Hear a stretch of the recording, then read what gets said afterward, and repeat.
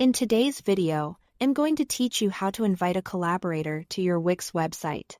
If you want someone else to help manage your site, whether that's updating pages, writing blog posts, handling store tasks, or helping with design, Wix makes it easy to give them access without sharing your personal login details.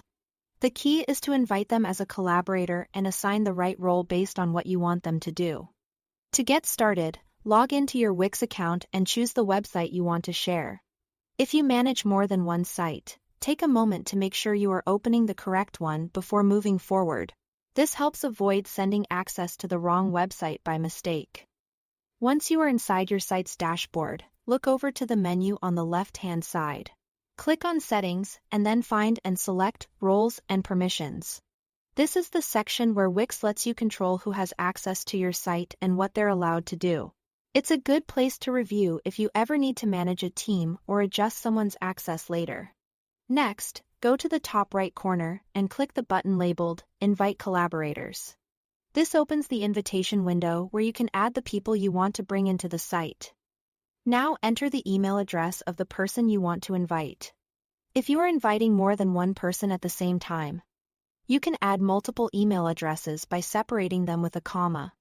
Be careful when typing these in, because the invitation will be sent directly to those addresses. After that, assign a role to each collaborator. This part is important because roles control what each person can access or edit inside your Wix site.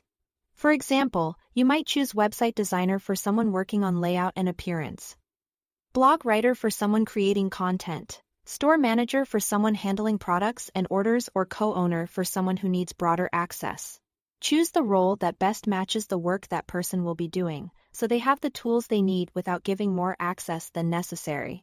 When everything looks correct, click Send Invites. Wix will send an email invitation to each collaborator with a link they can use to accept the invitation. From there, they can log in to their existing Wix account or create a free Wix account if they don't already have one.